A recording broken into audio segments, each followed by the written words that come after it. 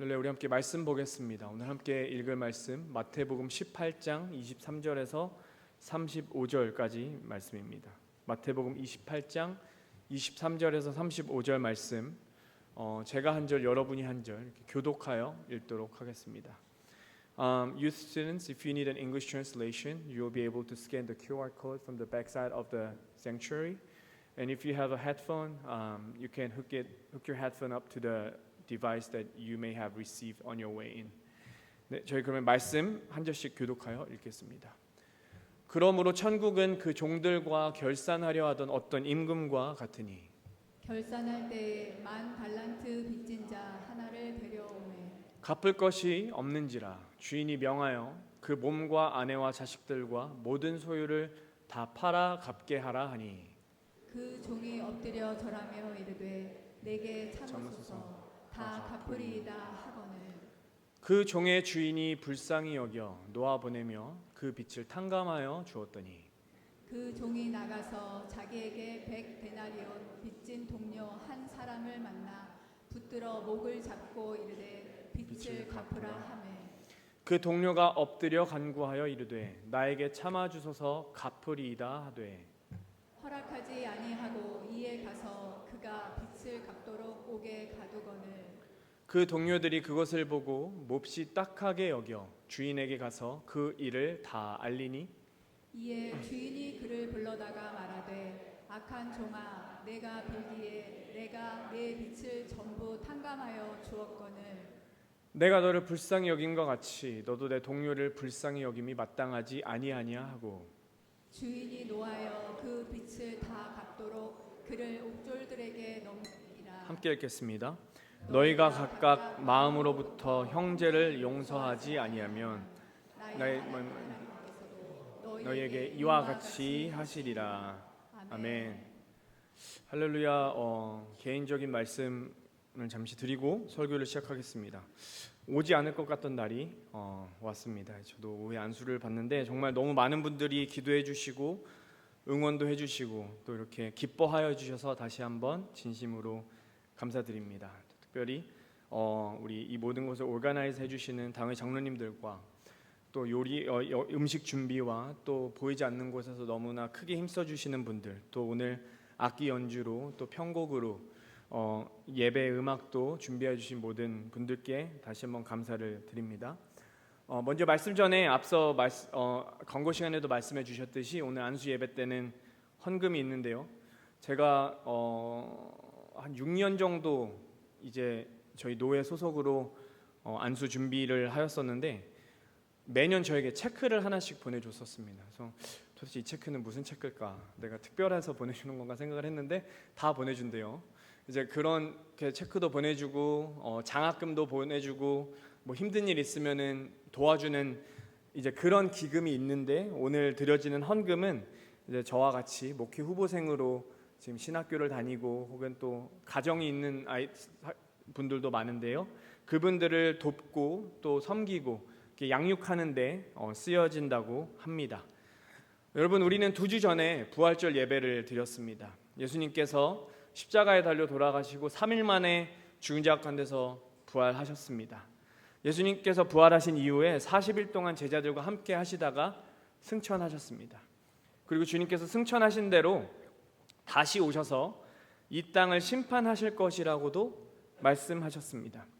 여러분, 사복음서는 흥미롭게도 예수님께서 부활하신 후 하신 행적들에 대해서 그렇게 많은 기록을 남기고 있지는 않습니다. 그러나 여러분께서 사복음서와 또 다른 신약 성경을 읽어 보신다면 예수님께서는 그 공생의 3년의 기간에도 그렇게 하셨듯이 부활하신 이후 많은 사람들에게 나타내 보이시며 너무나도 바쁜 하루하루를 보내셨습니다. 또 오늘 제가 요한복음 20장 말씀, 제가 한 절 여러분이 한 절 또 마지막 절을 함께 읽을 텐데요. 이 말씀처럼 예수님은 단순히 나타내 보이신 것이 아니라 예수님의 부르심을, 제자들을 또 새로운 이제 단계로 부르시기도 하였는데요. 제가 한 절 여러분이 한 절, 그리고 23절을 함께 읽어볼게요. 예수께서 또 이르시되 너희에게 평강이 있을지어다. 아버지께서 나를 보내신 것 같이 나도 너희를 보내노라. 이 말씀을 하시고 그들을 향하사 숨을 내쉬며 이르시되 성령을 받으라. 함께 너희가 누구의 죄든지 사하면 사하여질 것이요 누구의 죄든지 그대로 두면 그대로 있으리라 하시니라. 여러분, 예수님께서 제자들을 처음에 부르셨을 때 어떻게 부르셨는지 기억하시나요? 예수님께서는 이렇게 부르셨습니다. 나를 따르라.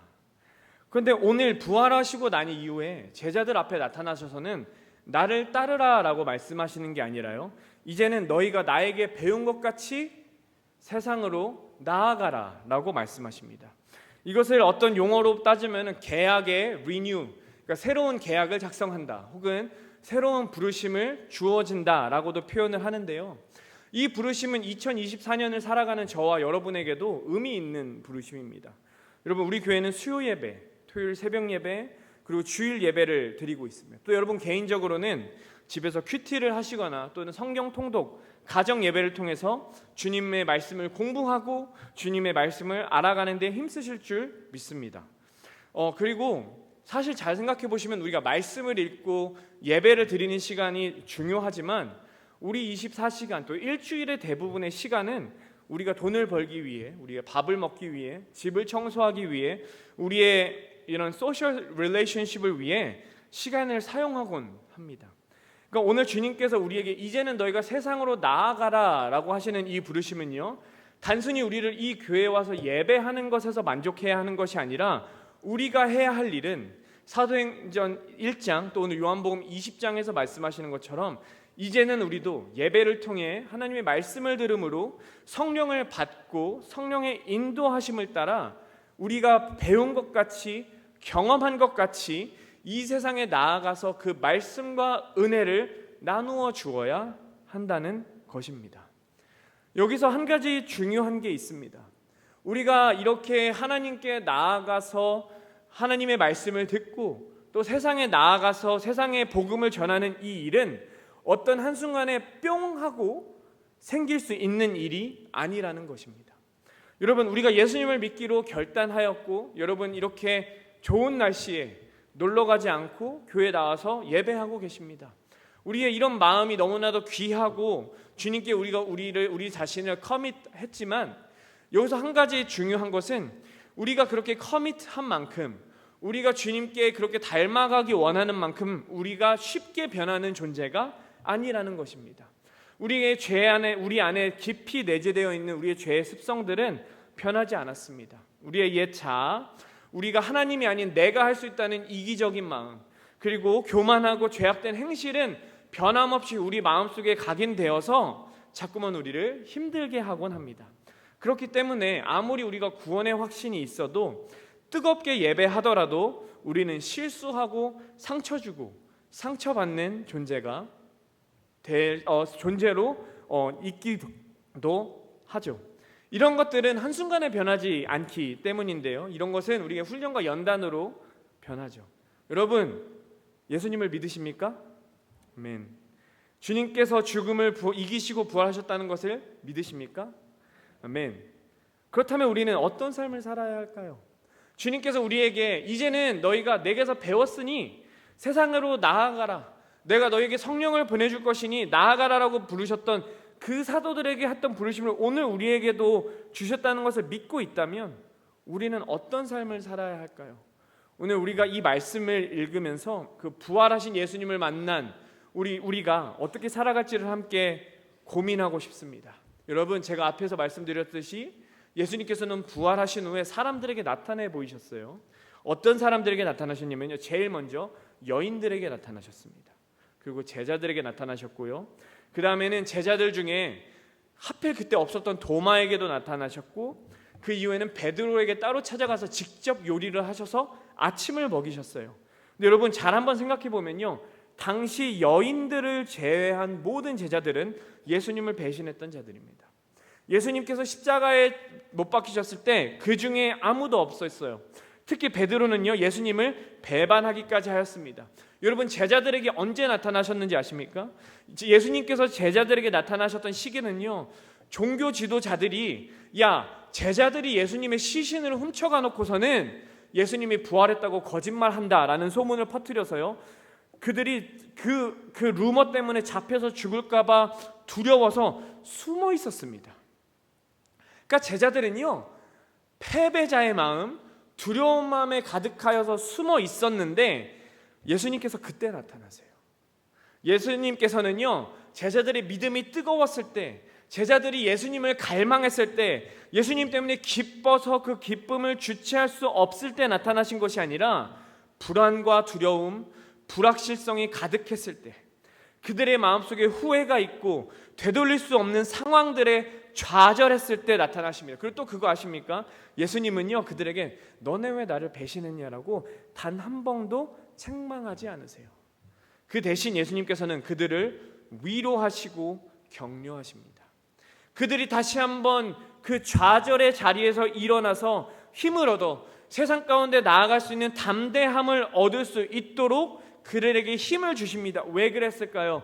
주님은 그들을 사랑하셨고요, 그들을 용서하셨기 때문입니다.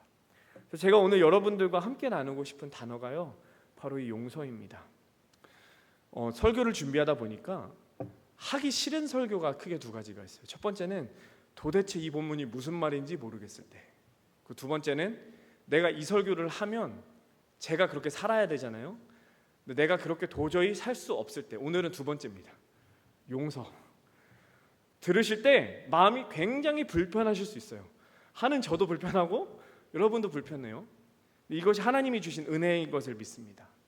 아멘. 우리가 오늘 이 불편한 마음을 주님의 은혜 안에서 이겨내고 그것을 우리의 삶 속에 실천할 수 있기를 기도합니다. 아멘. 미리 말씀드리는 겁니다. 첫 번째입니다. 우리가 부활신앙을 믿는 자들이라면 그 부활신앙의 열매는요, 용서라는 겁니다. 먼저 용서가 뭔지 한번 살펴볼게요. 오늘 우리가 읽은 말씀 마태복음 18장 23절에서 35절, 여기서 하나님 예수님께서는 용서를 비유로 말씀하시는데 이 내용을 쉽게 말씀드리면 한 2만에서 3, 그러니까 한 1만 달란트 빚진 자를 이 왕이 용서해줘요. 그런데 이 용서받은 사람은 100데나리온 빚진 자를 용서해주지 못해서 결국에는 더 큰 벌을 받는다라는 의미거든요. 이것을 현대 용어로 바꿔보면요, 당시 1데나리온은 고대 로마 기준으로 4g 정도 된다고 합니다. 1g은요, 오늘 제가 찾아보니까 현재 가치로 1불 정도 돼요. 그러니까 4불 정도 되는 게 1데나리온이니까 400g 정도이다. 그러면 400불 정도 되는 금액입니다. 그런데 이것을 당시에는요, 약 100일 정도 되는 100일 정도 일하면 벌 수 있는 돈이었다고 합니다. 그에 반해서 1달란트는요, 잘 들으셔야 됩니다. 지역 따라 조금 다른데 20kg에서 40kg 정도 되는 금입니다. 은이 아니라 금입니다. 1만 달란트는요, 제가 계산을 해봤어요. 해보니까 20만 킬로에서 40만 킬로 정도가 되는 금입니다. 현재의 금값은 1kg당 7만 5천 불 정도 됩니다. 제가 수학이 약해서 1만 달란트가 2만 킬로라고 가정했을 때 얼마인지는 정확히 모르겠는데 계산기를 두들겨 보시면 나올 거예요. 그러니까 다시 말하면 오늘 이 종은 용서받을 수 없는, 도저히 갚을 수 없는, 아마 제가 생각하는 couple of billion 정도 될 것 같아요. 이 돈을 탕감받았는데 이 사람은요, 자신에게 빚진 400불 빚진 자의 그 빚도 용서해주지 못했다는 겁니다. 그래서 이는 더 어려운 상황에 처하는데, 제가 오늘 집중하고 싶은 것은요, 이것도 중요하지만 이 말씀이 어떤 맥락에서 나왔냐는 겁니다. 오늘 함께 읽은 마태복음 18장을 쭉 읽어보면요, 이런 비유가 나와요. 너희가 어린아이와 같지 않다면 천국에 들어갈 수 없다. 너희가 형제를 실족시킨다면 연자 맷돌을 메고 바다에 뛰어드는 것이 더 나을 거다. 나는 99마리의 양이 아니라 잃어버린 한 마리의 양을 찾으러 왔다. 그리고 이 직전에 나오는 가르침이요, 너희가 형제가 잘못하면 용서해 주어라 라고 예수님께서 설교를 하십니다. 그러니까 이 설교들을 합쳐보면요, 예수님께서는 마태복음 18장을 통해서 너희가 나를 믿는 자들이라면, 너희가 나의 제자들이고 나를 믿는 성도들이라고 이야기한다면 너희들은 이런 삶을 살아야 한다라고 하시면서 어린아이와 같이 순수한 마음을 갖고 살아라. 형제 자매를 실족시키지 말아라. 잃어버린 한 마리 양을 위하여 너희의 모든 것을 바쳐라. 형제가 잘못하면 용서해 주어라 라는 설교들을 하신 거예요. 그러니까 이것이 무슨 말이냐면 오늘 결국에 예수님께서 성도들이 어떻게 살아가야 하느냐에 대한 설교를 하시면서 그 결론에 무엇을 말씀하시느냐면요, 용서하라는 겁니다. 주님께서는요, 너희가 부활신앙을 믿는 나의 자녀들이라면 용서하라고 말씀하십니다. 그랬더니 베드로가 이렇게 물어요. 주님, 형제가 내게 잘못하면 몇 번까지 용서해 줄까요? 7번 용서해 주면 저 잘하는 걸까요? 그랬더니 예수님이 이렇게 말씀하십니다. 아니, 7번이 아니라 70번씩 7번을 해라. 이것이 당시의 고대적 언어로 하면은 무한대를 의미한다고도 해요. 그러니까 계속 용서해 주라는 겁니다. 용서는 믿는 자가 맺어야만 하는 열매입니다. 여러분, 어린아이는요, 제가 잘못해도 그 잘못을 마음속에 담아둘 수도 있겠지만 어린아이일수록 그 잘못을 쉽게 용서해줘요. 어린아이와 같은 마음이라면 용서하기가 쉽습니다. 어린아이들은 겉모습으로 차별하지 않아요. 그들은 순수하고 그 순수한 마음들은요, 다른 이들의 아픔을 나눕니다. 어린아이들에게 여러분의 아픔을 이야기하면요, 같이 울어줘요. 그리고 우리가 그런 어린아이와 같은 마음을 사모한다면요, 우리가 맺어야 하는 열매는 바로 용서인 것입니다. 그리고 오늘 이 비유를 통해서 예수님께서 말씀하신 용서에 대한 정의는요, 우리가 생각하는 정의와 조금 다르거든요. 그 세 가지를 한번 살펴보겠습니다. 첫 번째는 우리가 용서를 한다고 해서, 우리가 용서를 받았다고 해서요, 그 사건이 없던 일이 되는 건 아닙니다. 그러니까 이 왕이 10,000달란트를 빚진 것을 용서해 주긴 했지만 그 용서를 해줬다고 해서 이 사람이 한때 10,000달란트의 빚을 졌던 것이 사라지는 것은 아니에요. 두 번째는요, 용서하는 것은요, 용서해 주는 사람 마음에 달렸습니다. 이 빚을 탕감해 주는 것은 이 종이 무언가 잘해서 용서를 해준 게 아니에요. 그냥 이 임금의 마음이 그랬기 때문입니다. 왜 그런 결정을 했는지 모르겠지만 임금이 그렇게 결정을 했고 그렇기 때문에 용서를 받았다는 겁니다. 빚을 탕감받았다는 것은요, 우리의 죄가 용서받았다는 것은요, 다시 말씀드리면 내가 잘나서, 내가 무엇인가 특별해서, 내가 사랑받을 만해서 용서받은 게 아니라요, 그냥 주님께서 그렇게 선택하셨기 때문에 우리의 죄가 용서받은 겁니다. 이 잘못의 무게가 있지만 우리의 죄의 무게가 여전히 무겁지만 예수님께서 십자가를 지시기로 결정하셨기 때문에 우리의 죄가 용서받은 겁니다. 예수님께서 십자가를 지시기로 결정하셨기 때문에 그 십자가의 보혈로 우리를 죄를 덮으셨고, 우리가 더 이상 우리의 죄 때문에 죽는 것이 아니라 예수 그리스도를 믿음으로 우리가 그 부활의 신앙에 참여하는 것을 믿으시길 바랍니다. 여러분, 이 마음으로 23절에서 27절을 한번 다시 읽어볼게요. 교독하겠습니다. 그러므로 천국은 그 종들과 결산하려 하던 어떤 임금과 같으니, 결산할 때에 10,000달란트 빚진 자 하나를 데려오매 갚을 것이 없는지라 주인이 명하여 그 몸과 아내와 자식들과 모든 소유를 다 팔아 갚게 하라 하니, 그 종이 엎드려 절하며 이르되 내게 참으소서 다 갚으리라 하거늘. 여기 중요합니다. 그 종의 주인이 불쌍히 여겨. 그러니까 이 종이 이 종을 보고 주인이 불쌍해서 이렇게 두면 얘가 죽겠다 하고 그 빚을 탕감해 줬어요. 그런데 여기서 가장 중요한 게 있습니다. 오늘 본문에서 가장 키포인트 중에 하나인데요, 여기서 임금은 분노해요. 왜 분노했을까요?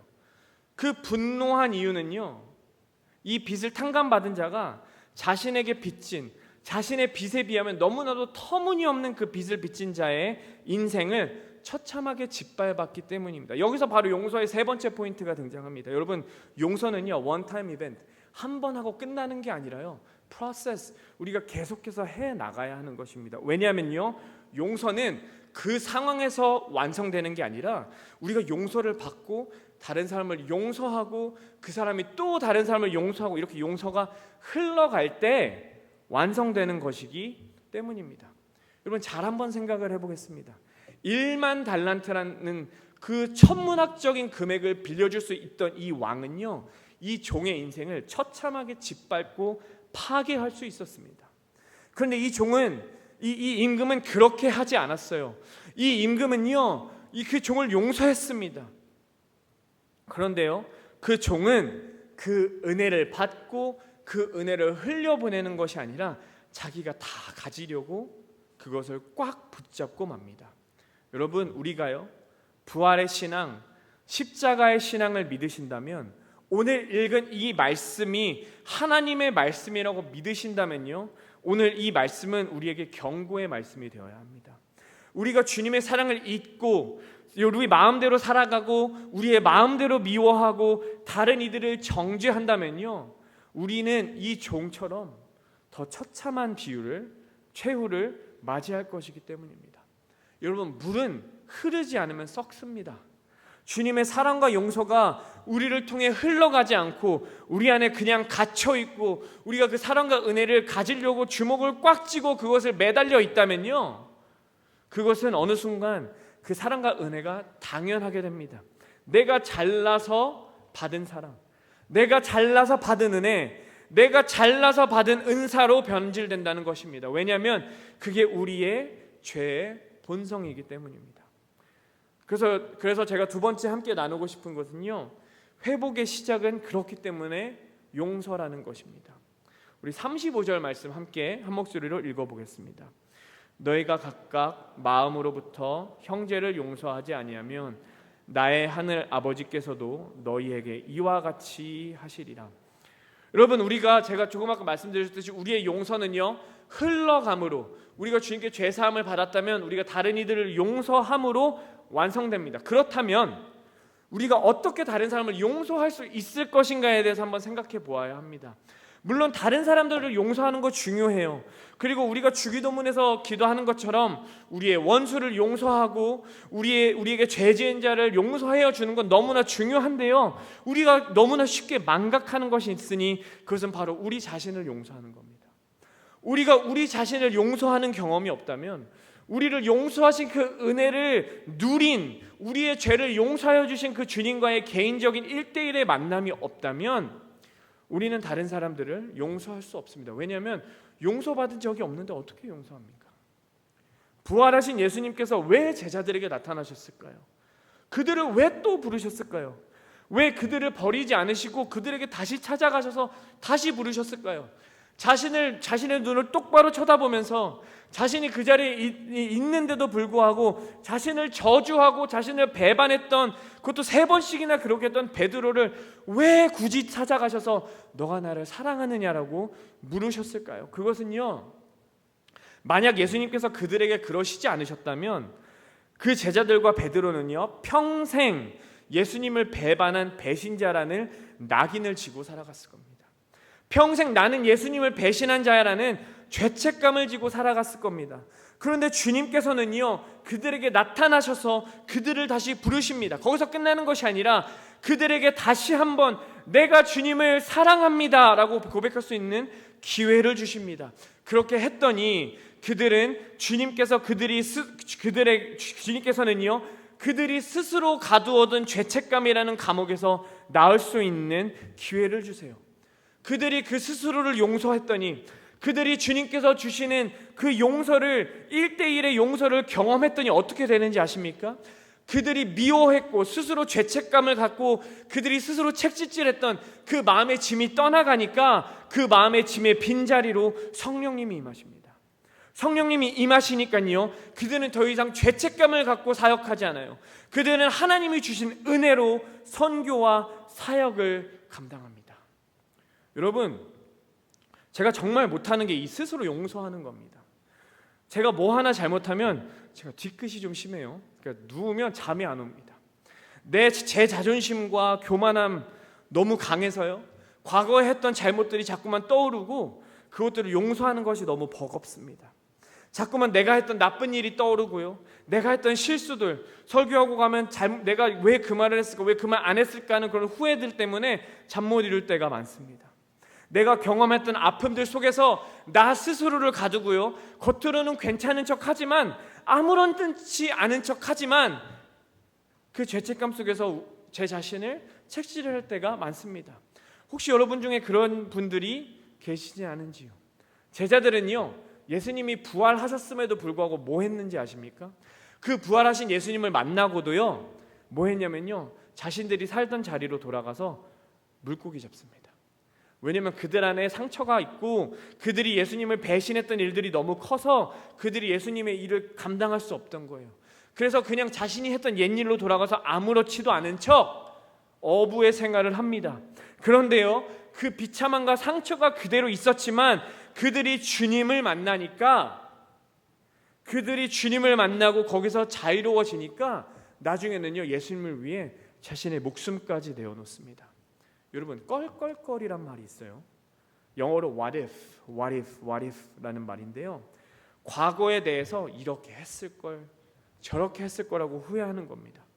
우리가 과거를 용서하지 않으면 우리가 앞으로 나아갈 수 없는 이유가 바로 이것입니다. 이 과거에 매여서 과거에서 자유롭게 되어 있지 않기 때문에 우리를 위해 준비하신 하나님의 예비하신 그 길을 가는 것이 아니라, 주님, 내가 과거에 이랬는데 내가 주님 앞에 어떻게 나아갑니까? 라며 우리 스스로 옥죄고 있는 것은 아닌지요. 제가 마음 아픈 것이 있습니다. 오늘 이 설교를 통해서 여러분들과 우리 특별히 학생들에게 고백하고 싶은 게 있는데, 제가 힘든 시간들을 지낼 때 이 껄껄껄로 많이 고생했어요. 내가 신학을 하지 말걸, 사역한다고 하지 말걸, 뭐 하지 말걸, 껄껄껄 하면서 그렇게 고민하면서 기도하던 때 주님께서 저를 치시면서 이렇게 말씀하셨습니다. 네가 왜 네 맘대로 결정해서 내가 내게 보낸 양들을 방치하느냐? 나는 너를 사랑하라고 불렀지 힘들다고 포기하고 방치하라고 부른 것이 아니다. 여러분, 제가 과거에 매여서 제 힘든 상황 속에 매여서 그것에만 집착하고 후회하고 제 자신을 용서하지 못했더니 어떤 일이 발생했냐면요, 주님께서 저를 부르신 대로 제가 우리 학생들을 사랑하지 못했습니다. 제 힘든 것에서 씨름하고 제 힘듦에 빠져서 아파하는 동안 주님께서 제게 불러주신, 주님께서 제게 맡겨주신 우리 학생들을 주님께서 사랑하라고 하신 만큼 사랑하지 못했습니다. 그렇게 됐더니 그렇게 사랑하지 못하는 제 자신이 용서가 안 되는 겁니다. 그랬더니 더 괴로워집니다. 그때 깨달았습니다. 여러분, 사탄은요, 우리의 과거로, 여러분의 실수로, 여러분의 아픔으로요, 여러분에게 흠을 만들어서요, 여러분에게 더 상처 주고, 그래서 결국은 주님을 떠나가게 만듭니다. 그런데 주님은요, 우리가 그 받은 상처를요 마주하게 하세요. 인카운터 하게 하셔서요 그 상처를 간증으로 바꾸시는 분임을 믿으시기 바랍니다. 여러분, 우리 스스로 매여 있는 과거에서 자유로워지지 않으면요, 우리는 주님께서 보여주신 그 어떤 미래도 볼 수 없습니다. 여러분, 그렇기 때문에 우리는 우리 스스로를 용서하셔야 됩니다. 그리고 그 용서받았다는 확신이 있다면요, 이제 그 용서를 흘려 보내셔야 합니다. 이 종도 그랬어요. 1만 달란트 받은 탕감 받은 것이, 그것이 만약에 진심으로 감사했으면요, 이 종은요, 내가 1만 달란트도 탕감 받았는데 고작 이 400데나리온 용서를 못 해줄까 했을 겁니다.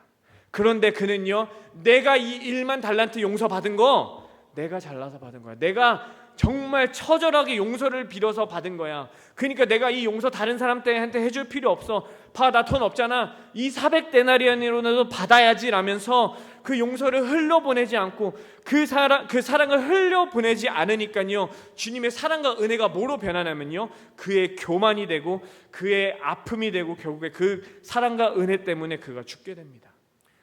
용서가 흘러가지 않으니까 회복이 아닌 절망과 죽음을 맞이하는 것입니다. 용서한다고 지는 게 아닙니다. 우리가 빚진 자로서 살아가던 그 습관을 버리지 못하면요, 우리는 하나님의 은혜가요 우리를 죽이는, 왜냐하면 그 은혜 때문에 우리는 더 큰 벌을 받게 될 것이기 때문입니다. 사랑하는 성도 여러분, 또 하나 말씀드리고 싶은 것이 있습니다. 용서한다는 것은요, 꼭 그 사람의 사과가 필요한 게 아니에요. 용서할 만한 자들이 있는 것도 아니고요, 용서는 우리가 그리스도를 통해 용서받았으니까 해야만 하는 겁니다. 왜냐하면 예수님께서 우리를 위해 십자가를 지셨기 때문입니다. 여러분, 여러분의 과거에서 여러분이 스스로 정죄하고 있는 그 정죄감에서 주님의 십자가의 보혈로 자유로워지시길 축복합니다. 그리고 그 이후에는요, 이제 용서하기로 결정하시기 바랍니다.